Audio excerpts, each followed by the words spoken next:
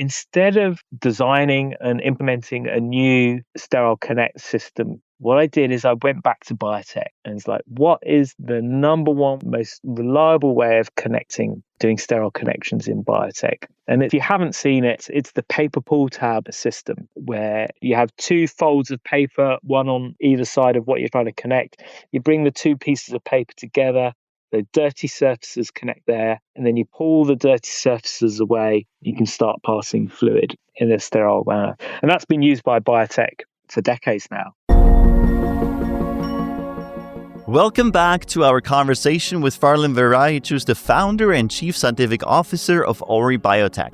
In part 1, he revealed why cells are so unforgiving during manufacturing and how simply opening an incubator creates a perfect storm of destructive forces. But recognizing the problem is just the beginning. Today, we will explore his solution, IRO, a modular automation platform that maintains the hermetically sealed control cells need while remaining flexible enough to support multiple clinical programs. From R&D through commercial manufacturing, from centralized facilities to hospital environments, we are discussing how technology can finally democratize access to life-saving cell therapies. Are you juggling the complexities of CMC development while trying to enjoy the beauty of biotech? Have you ever wondered if there's a way to simplify bioprocessing? Welcome to the Smart Biotech Scientist podcast, where we're diving headfirst into the very challenges you face. We're breaking it down, demystifying the jargon, and giving you the keys to unlock your full potential. I'm your host, David Brohlman, and I get it. With 15 plus years in the biotech industry, I face the same challenges you do. There's a way to simplify and streamline so you can remove complexity, you can skip trials and errors, deliver without delay your groundbreaking therapy to clinics at market, and still enjoy every single step. Do you want to learn how industry experts and I did it? Grab a cup of coffee and your favorite notebook and pen. Now is the time to take your bioprocessing game to the next level. Let's smarten up biotech. Let's look at the IRO model first, and if you can give us a sneak peek a bit on how that would work, because you've done quite some work on CAR-T. I mean, when you start developing early on, you have smaller volumes, and then as eventually you go into process development, the volumes may increase, or also depending obviously in a manufacturing setting because the demand is higher. How does that practically work? How can you use that model for any kinds of volumes, and how do you practically, for instance, transfer the liquids in a sterile condition manner, and how does the automation come on top of that? We had to get very creative with IRO. If you think about the challenges you've just set out there, you can understand why people build rooms and build the kind of automation we're seeing come to the fore at the moment. Getting that functionality into a module is not simple. And let's think about it. You've got to do something that works as a T-flask, but also works as a wave bioreactor or a stirred tank bioreactor. The cells that we're dealing with, it's not a simple case of static versus suspension. You might want to focus the cells so that you can enhance cell-to-cell contact. You might want to have them somewhere in between fully suspended and static. So the kind of flexibility you need with the mixing at all different volumes, from a 30 ml culture all the way to a litre, was a big challenge. I am very, very lucky. When I was at the University of Birmingham, I made good friends with really the pioneer of stirred tank bioreactor mixing in wave bags, a guy called Professor Alvin Nino. And I took him the kind of early designs, might be a bioreactor that worked, and discussed with him, how do you think this is going to work? And he was able to help me design this bellows-based bioreactor so that we could, on one hand, do a classic T-flask. We could run it under conditions which focus cells so we could tightly control cell-cell contact, but also a design which could be run as a stirred tank bioreactor, tight environment. And that all in a single container. So we really had to innovate. And what you can see now is that we have a system. It's a bellows-based system. So it can go static, it can go rocked, but it's not just a wave bioreactor. You can rock it so it's fully suspended, but also it's got a circular base, which means you can rock it in a way which focuses cells in the center. So you can play some very, very subtle games, particularly when you're trying to recover very, very delicate cells. Many scientists will know that that cell-cell contact is priceless when you're trying to recover cells. And then as you go up in scale, you can compress the bellow and really move to a stir tank bioreactor type situation. But it doesn't have an impeller running around. It's got a plunger type mechanism, which is very, very low shear. So very gentle on primary cells. And we're in a situation where you have a single container where you can optimize activation, you can optimize transduction, you can optimize the expansion of those cells all separately. So it's an incredibly powerful system. And the biological result that we see, I haven't seen a process yet where we haven't been able to radically improve, for example, the transduction efficiency, radically improve how quickly you can get to dose, or radically improve the number of cells that you get to. It's a real game changer in our ability to build manufacturing processes which are cheaper and faster, which is really what we're after. And how will you now connect this module to the new model you're connecting to do these up and downstream processes? But also we need to think about how do we do the sampling and the whole QC on top of that? How does that work? So the bioreactor is just part of the system. The fundamentals of Ori from kind of a manufacturing infrastructure perspective, really to do with how do you get material in and out of your manufacturing process? And how do you do that in a way where you don't have to be highly skilled in order to do that? So again, nothing was available off the shelf to do this. So I had to do the one thing that I knew from all of my background in biotech, never develop a sterile connect system.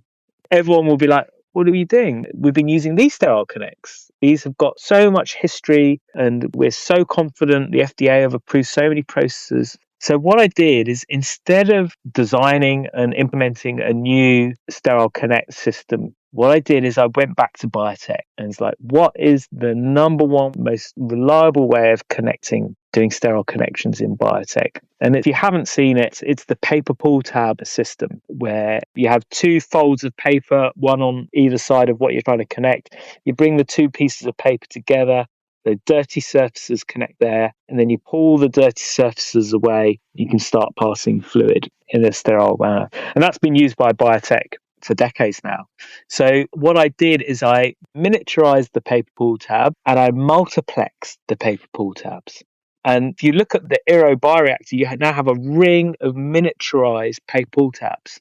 And the instrument is able to bring whatever you're trying to connect, it brings the paper pull tabs in connection, pulls it out, and then you can move fluid in or out of your manufacturing process. We also had to innovate even further. So we have a septum-based system that allows you then to detach an empty consumable or detach your sample from the system. That's critically important. If you look at something like Prodigy or something, there's loads of tubes, loads of bags everywhere. Controlling the temperature of all your feeds is a big problem. It makes the system big, and also importantly means you can't stack them on top of each other. This sterile connect system actually enables you to add material to the system and then remove that container. And it keeps the system neat.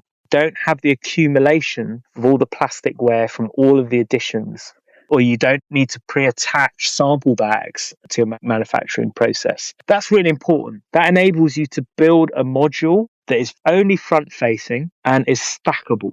And that's the way you do so-called scale up, or shall I say scale out, right? That's how you multiply either a volume or you have different processes in parallel.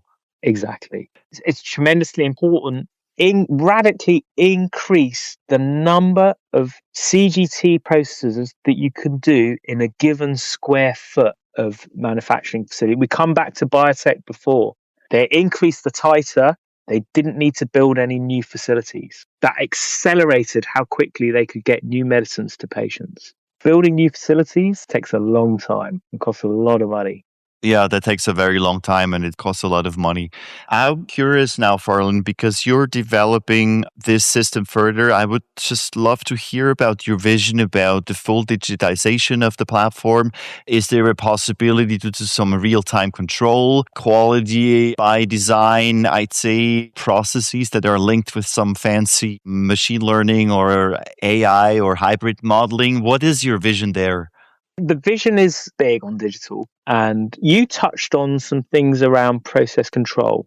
So let's start there. One of the most important things that we've done is with this new bioreactor is really start to fully understand the environment in that bioreactor so that we can start making really good correlations between the engineering environment, so the shear, the fluid mixing, the gas transfer and biological outcomes. That's a fundamental of the field of biochemical engineering. Can you get to a place where you minimize the number of experiments and go very quickly to an operating window which you know is robust? So it's tremendously important that Ori builds the kind of digital twins that people are going to want for their manufacturing process. This lies at the heart of kind of modern process development, I would say. That's one thing. But then we get on to the kind of infrastructure challenge of manufacturing these therapies. And we can see very clearly today the fact that these processes haven't been digitized is creating a huge problem with QA and QC and the batch records associated with these therapies. There's like multiple lever arch files full of paperwork, and it's having a very real impact on scalability and cost of goods. So just coming up with a new bioreactor and fancy sterile connector doesn't do it all. Ori needs to make sure that everything is done in the system, either local network or cloud enabled. So you have a digital signature associated with everything that's added, everything that's removed from all of the sensors in the bioreactor, but also all of the assays that come off the manufacturing run and at the end of the manufacturing run for QA/QC. And here's a place where we're really starting to work with best-in-class providers of cell counters, sterility equipment, testing equipment, PCR, and flow cytometry. And we have had a really amazing revolution, a quiet revolution in sample prep.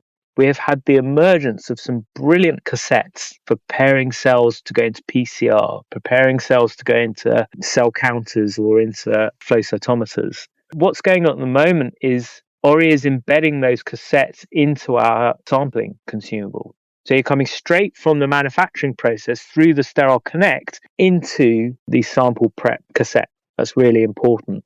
That's going to mean that either a robot or an individual is able to take the consumable out from the manufacturing process and load it directly into the analytics equipment.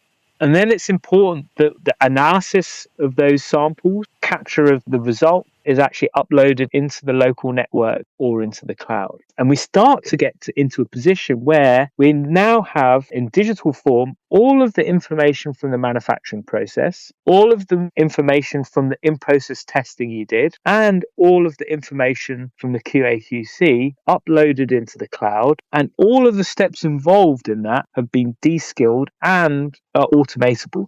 You can use a simple robot with gripper arms to move things around if you so want to get to that kind of throughput.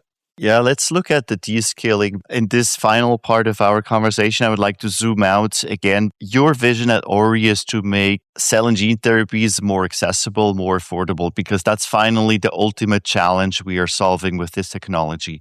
And one particular challenge, as you mentioned, is the cost of goods, but it's also the way we manufacture and find ways to do that closer to the patients. So tell us about how descaling and this modular approach can solve exactly that. So the design of our system has been such that the modules can be multiplexed for large-scale centralized manufacturing. You don't need highly skilled cell culture people to do that. It's literally move the consumable from the fridge into the manufacturing module. But it's also been designed so that a robot could do that in large centralized manufacturing facilities. The modular design and the inclusion of that sterile connect technology also means that you can start, and the deskilling of how you get material in and out actually means that you could start using this technology in a hospital type environment and not in a high grade clean room environment as well. The fact that everything's digitized means that, say you've got 3 or 4 of these modules sitting in a hospital, you can start sending a text message to a nurse which says, load virus into module 2 now. Okay. She can go take the virus from the freezer, move it into module 3, completely de-skilled, everything digitally captured, and you start to have an infrastructure that can be used much closer to the patient in the manufacturing process. What is the remaining gap you see to come closer to this point of care manufacturing, or innovation you see emerging that could change that in the industry as a whole in the next few years? From our point of view, one of the coolest things that you can do with the technology is start eliminating your preparation of material from the manufacturer. Start separating where you prepare material, like your buffers and your virus, from where you do the manufacturing process. The greatest example is one of our partners at the moment. They have their virus manufacturing in-house. And what they're doing is at the end of the virus manufacturing process, they're filling our consumable with the sterile connect attached. They can then freeze that at -80, ship it at -80, and then at the hospital, the virus is ready to be added directly to the manufacturing process. If you think about it, having all of that ability to thaw the virus, to formulate it in the right bag, tube weld it onto a system at the hospital, that's just a healthcare professional is not going to be able to do that work. And the facilities needed to do that work are extensive. And the training needed to do that work is also extensive. So it's all about streamlining the flows of material into and out of these manufacturing processes and de-skilling at every corner and having everything totally digitized. I think that lies at the heart of it. That is the manufacturing infrastructure that we need in order to seamlessly move from process development to either multiplexed, centralized, or distributed manufacturing, or possibly in the future, point of care. Before we wrap up, what burning question haven't I asked that you're eager to share with our biotech community? I don't think it's a question. It's something that drives the whole company here at Ori. It's related to what happened with monoclonals. The dream for Ori is we build a manufacturing platform that is going to join the missing dots in the broken business model of cell and gene therapy. Still today, even after all of our clinical success and FDA-approved medicines, we do not have the huge cell and gene therapy pipelines that the promise of this field deserve. And until manufacturers are able to distribute their medicines globally and make a profit from their therapies, will they be able to reinvest in new therapies? I truly believe that cell and gene therapy has now proven that it is going to be this new modality that radically changes how we treat most diseases. It's going to have an impact on how long we live. It's going to have impact on how we treat so many different diseases. But until there is a manufacturing platform that's fit for purpose, the whole field is going to be stunted in its growth. And I cannot wait for the moment that our platform drives the first Amgen or the first Genentech of the cell and gene therapy space. That really is the dream. And I think we're getting there, but it's tantalizingly close. This is exciting. What a dream of the future. And let's hope it will materialize and even beyond that. This has been great, Farlan. What is the most important takeaway from our conversation? This field needs to drive down the cost of goods and scale up manufacturing. They're the two things that we need to do, and we need to be laser focused on that. Thanks so much, Farlan, for sharing your vision, your experience, your story, and also for leading the way in cell and gene therapy. Where can people get a hold of you? I'm always on LinkedIn, so you can send me a chat on LinkedIn. I'll respond there. My email is farlan.veraitch@oribiotech.com, so you can send me an email there. I love Teams, and I love this video conferencing world that we've got into. I've been able to build relationships in China very quickly. and have a chat and see where we can help or there's overlaps between our technologies. Smart biotech scientists, please use this invitation. Reach out to Farlan. You have the links in the show note. And once again, Farlan, thank you so much for sharing your passion and being on the show today. Thank you very much, David. It's been a pleasure. From understanding primary cell sensitivities to building automation systems that protect them throughout manufacturing, Farlan Veraitch and his team at Ori Biotech are pioneering a path toward accessible cell therapies. The vision of point-of-care manufacturing isn't just about convenience. Instead, it's about ensuring these transformative treatments reach every patient who needs them. If this episode resonated with you, please share it with a friend and leave us a review on Apple Podcasts or your favorite platform. Your review means the world to me. Thank you so much, and also thank you for tuning in today, and I'll see you next time. All right, smart scientists. That's all for today on the Smart Biotech Scientist podcast. Thank you for tuning in and joining us on your journey to bioprocess mastery. If you enjoyed this episode, please leave a review on Apple Podcasts or your favorite podcast platform. By doing so, we can empower more scientists like you.